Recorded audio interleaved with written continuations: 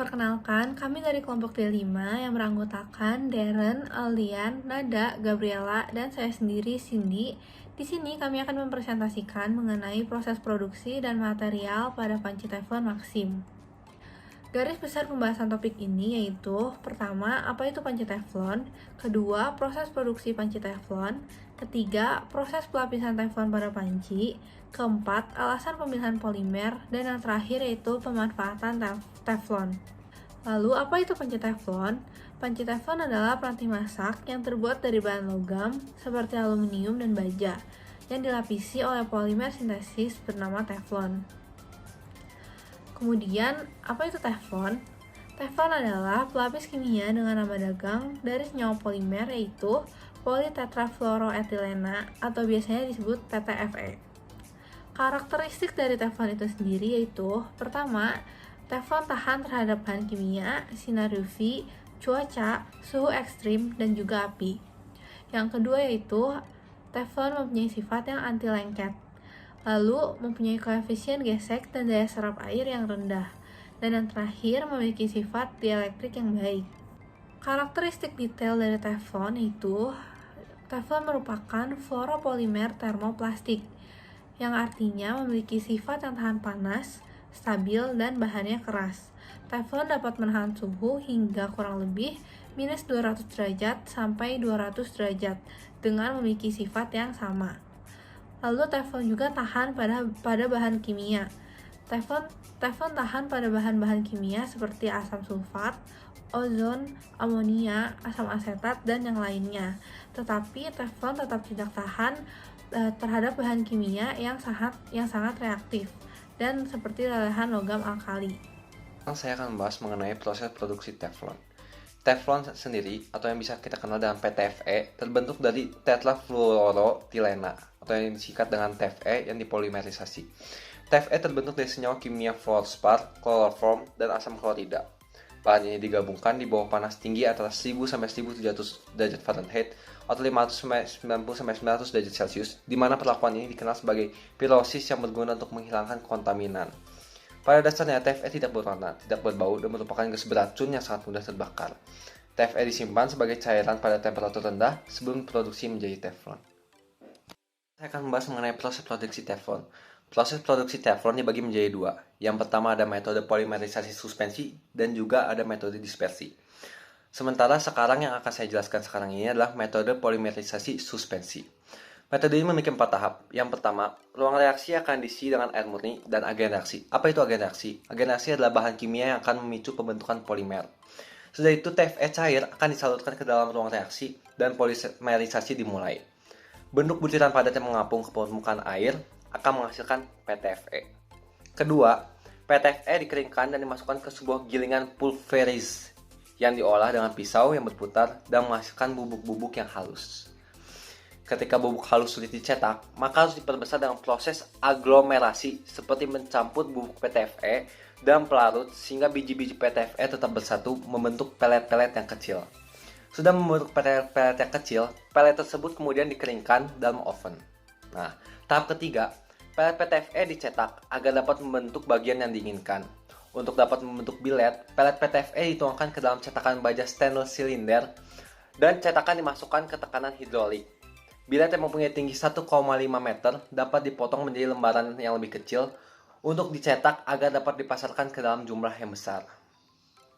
Keempat, PTFE yang akan dipasarkan akan dipanaskan dalam oven sintering selama beberapa jam secara bertahap sampai dengan suhu sekitar 360 derajat Celcius di atas titik leleh PTFE agar partikelnya menyatu dan menjadi seperti gel. Lalu, PTFE didinginkan dan dapat dikirimkan ke pelanggan dan diproses lebih lanjut oleh pelanggan.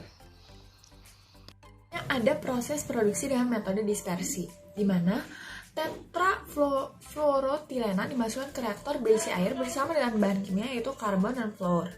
Kemudian sebagian air akan dikurangi dengan menambahkan bahan kimia yang tadi disebutkan dan atau bisa juga menyaring airnya dengan airnya dibuang.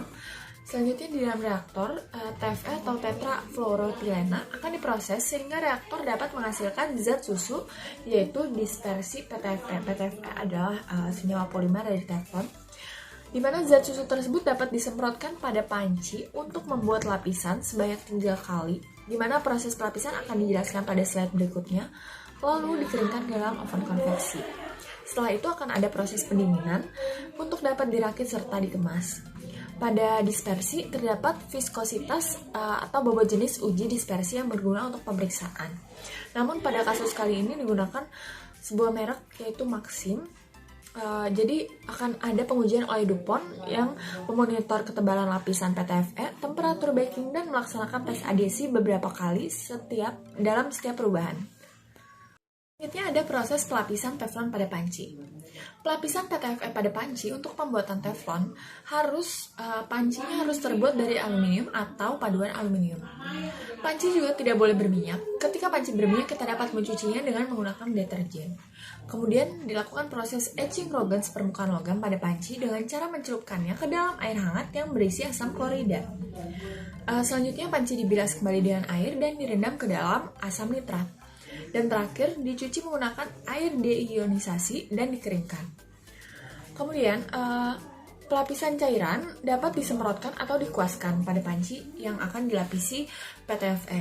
Lapisan ini dilakukan dengan beberapa lapisan, seperti yang disebutkan sebelumnya ada 3 lapisan.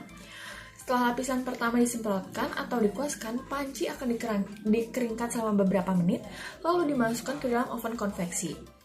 Kemudian lapisan berikutnya akan dilakukan sama seperti lapisan pertama, namun tidak perlu menunggu untuk pengeringan.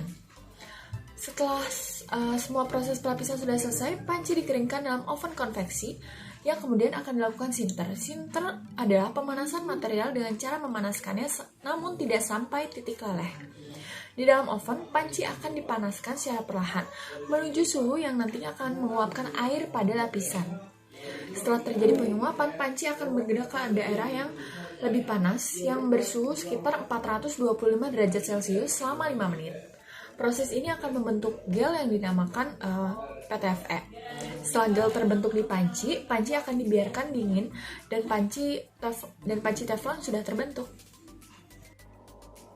Polimer dipilih sebagai material dari teflon yang melapisi panci bukanlah tanpa alasan. Alasan pertamanya adalah perancangan sifat polimer. Polimer sintesis dapat dirancang sifatnya seperti tinggi rendahnya titik lebur, kelenturan, kekerasan, serta ketahanan terhadap zat kimia. Yang kedua, struktur rantai atom polimer. Struktur rantai atom pada polimer mempengaruhi sifatnya, di mana semakin panjang rantai atomnya, maka kekuatan dan titik leleh akan semakin tinggi. Yang ketiga, ikatan silang polimer. Polimer yang tidak memiliki ikatan silang akan bersifat termoplastik, di mana polimer dengan sifat ini akan melunak ketika dikenai panas dan kembali mengeras setelah didinginkan. Alasan yang keempat, polimer merupakan sebuah insulator yang memiliki sifat termal yang baik. Lalu alasan yang kelima, polimer bersifat tahan korosi dan kerusakan terhadap lingkungan yang ekstrim. Dan alasan terakhir, polimer sintesis memiliki keawetan terhadap mikroorganisme. Dari sifat-sifat ini, kita dapat melihat bahwa polimer merupakan material yang sangat baik untuk panci teflon. Panci teflon merupakan produk yang selalu dipanaskan, dan oleh karena itu, teflon harus memiliki kekuatan dan titik leleh yang tinggi serta memiliki sifat termoplastik. Kedua sifat yang harus dimiliki oleh teflon ini pun dipenuhi dengan adanya sifat polimer, yaitu rantai atom panjang dari polimer akan mengakibatkan titik leleh yang tinggi, serta tidak adanya ikatan silang akan membuat polimer bersifat termoplastik. Selain kedua sifat ini, teflon tidak memiliki kandungan hidrogen di dalamnya, serta memiliki koefisien gesek yang rendah sehingga senyawa lain tidak dapat bercampur dengannya, dan itulah mengapa teflon dapat bersifat anti-lengket. Selanjutnya, saya akan menjelaskan pemanfaatan teflon selain pada panci. Karena bahannya yang sangat licin, bahan PTFE ini sangat mudah untuk dibersihkan, sehingga banyak digunakan pada peralatan rumah tangga, misalnya seperti penggorengan, rice cooker jar, dan pelapis pada dasar setrika. Bahan teflon juga digunakan sebagai bahan isolator listrik, seal, gasket, bushing, dan alat anti gesek pada industri kimia, listrik, dan tekstil. Bahan ini juga dimanfaatkan sebagai bahan penyekat, misalnya untuk kotak penyekat atau stuffing box, dan cincin geser. Bahan teflon juga dapat dimanfaatkan pada perangkat listrik. Bahan ini digunakan untuk melindungi sebagian besar perangkat listrik karena sifatnya yang tahan api. Misalnya seperti konektor, perangkat kontrol instrumen, alat kelengkapan lampu, pengukur suhu, serta untuk berbagai macam komponen listrik lainnya. Bahan teflon juga dapat dimanfaatkan pada industri tekstil. Bahan PTFE itu pada dasarnya tidak dapat ditembus oleh air, namun ada jenis lanjutan dari polimer, yaitu ePTFE, yang memungkinkan air dapat lewat dalam bentuk gas. Bahan ePTFE juga memiliki sifat yang sama dengan ePTFE, yaitu sangat tahan panas dan hidrofobik. Namun kelebihan dari ePTFE ini adalah mudah dibentuk sehingga dapat diaplikasikan pada lebih banyak barang, misalnya dibentuk menjadi bahan seperti kain tipis. Dalam industri tekstil, bahan ePTFE ini memiliki nama khusus, yaitu Gore-Tex. Bahan ini memungkinkan pakaian itu dapat bernafas, jadi saat tubuh kita itu berkeringat dan mengeluarkan uap, maka uap ini dapat bergerak bebas melalui bahan Gore-Tex. Penggunaan dari bahan teflon juga dapat memiliki bahaya. Bahan ini dapat mudah tergores dan terkelupas, sehingga penggunaan bahan teflon pada peralatan masak dapat menjadi bahaya jika lapisan tersebut terkelupas dan tercampur pada makanan. Karena zat kimia yang ada pada bahan ini mengandung logam yang berbahaya, seperti merkuri dan zat lain yang bersifat karsinogen. Sekian presentasi dari kami, terima kasih.